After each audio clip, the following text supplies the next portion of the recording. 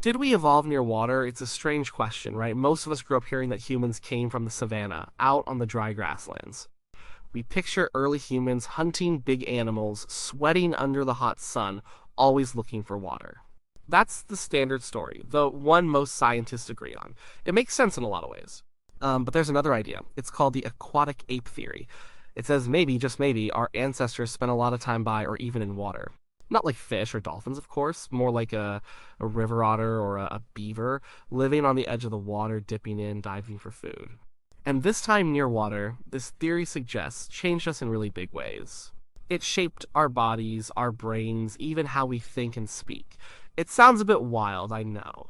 It's not what you usually hear in school, and most mainstream scientists don't buy it as a complete explanation for human evolution. But it's an idea that keeps popping up. It asks some good questions about why we are the way we are. And it offers some surprisingly neat answers to puzzles that the savannah theory struggles with. So, let's talk about it. What exactly is this aquatic ape theory, and what makes people even think about it in the first place? It all started back in the 1960s with a British marine biologist named Sir Alister Hardy. He was looking at human traits and noticed some things that just didn't quite fit the dry land story. He thought, what if our ancestors had a semi-aquatic phase? He wrote about it in a journal, just a short piece, but it got people thinking. Then, a writer named Elaine Morgan picked up the idea. She really ran with it. She wrote several books, arguing for the theory with a passion that made many people sit up and pay attention. She wasn't a scientist in the traditional sense, but she was a brilliant communicator. She pointed out all these unique things about humans and asked, how does the savannah theory explain that? Here's the main thing the aquatic ape theory argues: sometime in our past, maybe millions of years ago, our ape-like ancestors were pushed out of the forests. The climate was changing. Instead of going straight to the open, dry savanna, some groups might have moved to coastal areas or flooded forests, places with lots of water. And they stayed there for a long time.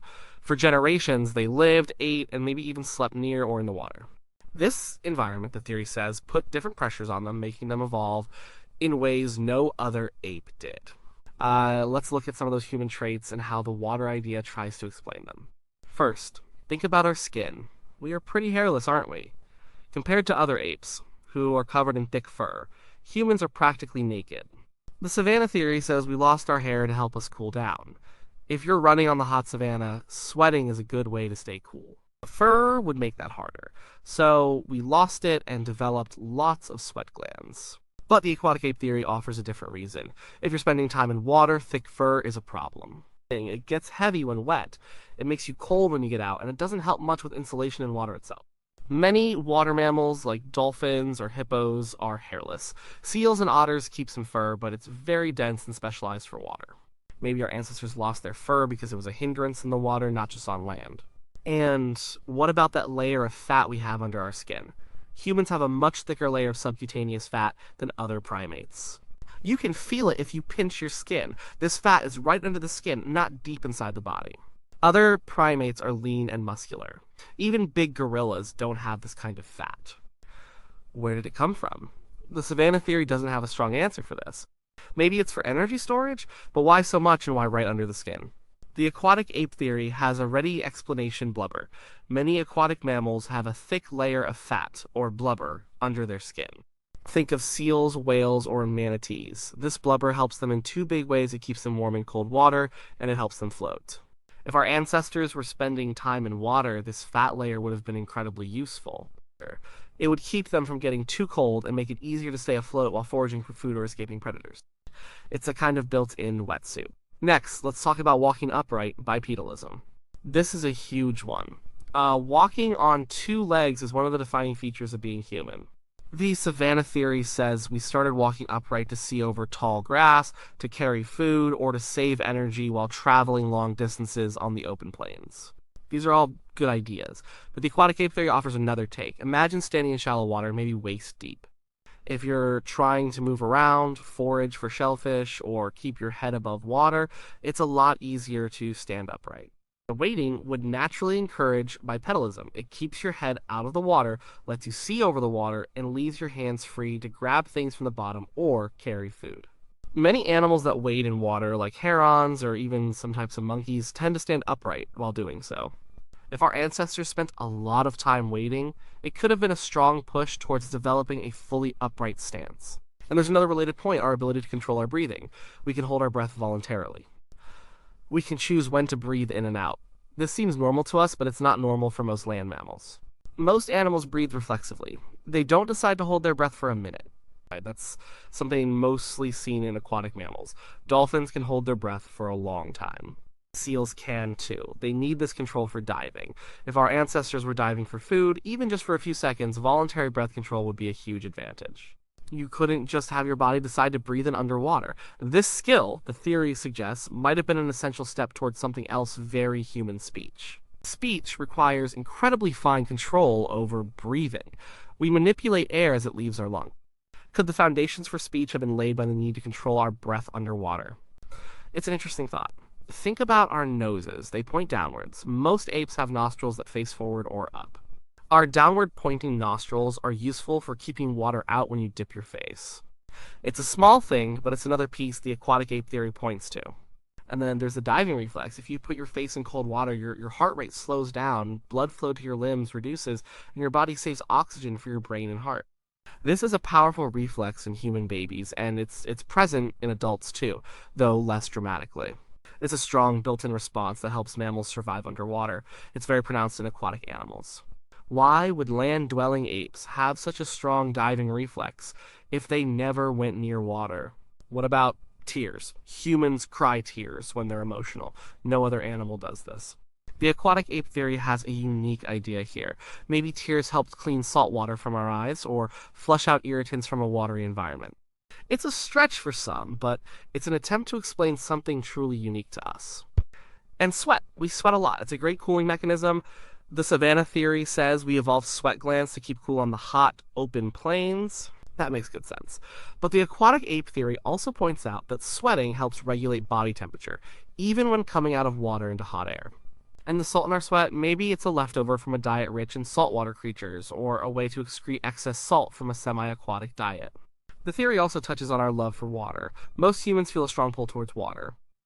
We love beaches, lakes, swimming pools. We find being near water calming and enjoyable. Is this just a cultural thing, or is there a deeper evolutionary connection? Perhaps it's a memory of our past, a place where our ancestors thrived, and diet is a big part of this, especially for brain development. The savannah theory often points to hunting meat as a source of high-quality protein and fat for brain growth. The aquatic ape theory agrees that a rich diet was crucial, but it suggests the source was different seafood.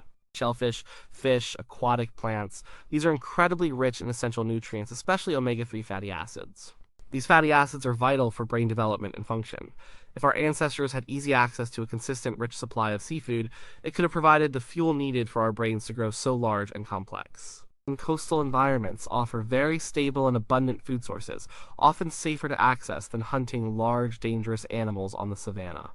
So, to sum up these points, the aquatic ape theory says our hairlessness, our layer of fat, our upright posture, our ability to control our breathing, our nose shape, our diving reflex, even our tears, and our large brains powered by omega-3s all make more sense if we imagine our ancestors spending a significant amount of time in or near water. It's like we have a whole bunch of aquatic adaptations that other land primates just don't have. Now, you might be thinking, this sounds pretty compelling. Why isn't it the standard theory? And that's a fair question. There are some big reasons why mainstream science doesn't fully embrace the aquatic ape theory. The biggest hurdle is the lack of fossil evidence. When scientists talk about evolution, they usually rely heavily on fossils. We have lots of fossils of early human ancestors found in savanna-like environments. We have bones, tools, and other artifacts that tell a story of life on dry land. What we don't have are strong fossil records of human ancestors from strictly coastal or aquatic environments. There aren't many fossils of early hominids showing up next to ancient beaches or lake shores with evidence of a water-based diet. If there was a long, significant aquatic phase, where are the fossils? Where are the tools specific to gathering seafood from water? This absence of direct evidence is a huge problem for the theory. Another challenge is that many of the traits the aquatic ape theory tries to explain can also be explained by the savannah theory, or by other evolutionary pressures. For example, hairlessness and sweating for cooling on the savannah is a strong argument. And walking upright might have helped us see over tall grass or carry food, as mentioned earlier. A diverse diet, including meat from hunting, could also provide the necessary nutrients for brain growth. Scientists often prefer the simplest explanation that fits the available evidence. When there are multiple ways to explain a trait, and some of those explanations don't require a radical shift in an environment for which there's little direct proof, they tend to stick with those. Also, the aquatic part is sometimes too broadly defined. What exactly does aquatic mean? Wading in shallow water? Swimming regularly? Diving? The theory often shifts in its description of how much time was spent in water, which can make it harder to pin down and test. Some of its proponents have even claimed it explains practically every human trait, which makes scientists wary. When a single theory tries to explain everything, it often ends up explaining nothing very well. And the timing is an issue. The period when early humans were evolving these unique traits, roughly 7 to 2 million years ago, was a time of significant climate change. In East Africa, where many early human fossils are found, was becoming drier, and forests were shrinking. This environmental pressure is what many scientists believe pushed our ancestors out onto the savannah. While some areas might have remained wet or even become flooded at times, a sustained continent-wide aquatic phase seems unlikely given the broader climate trends. However, it's important to be nuanced here. The scientific community, while largely skeptical of the full aquatic ape theory, isn't completely closed off to the idea that water played some role in our evolution. There's a growing appreciation for the importance of wetlands areas that are neither fully land nor fully water, like marshes, swamps, or riverbanks. These environments could offer both protection and abundant food resources. It's possible that early human ancestors spent time in such environments without having to be aquatic apes in the full sense that Elaine Morgan described. Maybe they waded and foraged, and that had some impact on their evolution, even if it wasn't the sole driving force for all our unique traits. Think about it this way. Evolution is rarely one simple linear story. It's a messy, complex process with many different pressures acting on populations over millions of years. It's possible that our ancestors had various adaptations, some for drier land, some for forest, and perhaps some for these transitional wetland environments. Why does the aquatic ape theory keep coming up? Why do people find it so compelling, even if scientists mostly dismiss it? I think part of it is that it offers very elegant explanations for some things that are genuinely puzzling about humans. Our hairlessness, our fat, our upright posture, these are really distinct from other apes. The savannah theory can explain them, but sometimes the explanations feel a bit forced or incomplete. The water theory, on the other hand, offers a simple, unified explanation for many of these traits. It's satisfying in a way to think that one major environmental shift could lead to so many unique human features. Another reason is that it challenges the status quo. For a long time, the savannah hypothesis was pretty much the only game in town. It was the accepted narrative. But good science always questions. It always looks for alternative explanations. The aquatic ape theory forces us to look at our assumptions, to re-examine the evidence, and to think outside the box. Even if the theory itself isn't proven, its existence makes us think more deeply about human evolution. It opens up new lines of questioning. And let's be honest, it's a bit romantic. The idea of our ancestors gracefully moving through water, foraging for delicious seafood, evolving these amazing traits, it has a certain appeal. It taps into our own love for the ocean, for swimming, for playing in the water. It connects us to a different, perhaps more peaceful past than the one of endless struggles on a harsh savannah. So, where do we stand with the aquatic ape theory today? It's not a mainstream scientific theory. You won't find it taught as fact in most universities. The lack of strong fossil evidence and the existence of alternative explanations for human traits mean it remains a fringe idea for now. Most scientists see it as an interesting hypothesis, one that has sparked debate and encouraged broader thinking, but not one that has enough evidence to stand up against the traditional view. However, the conversation it started hasn't fully died.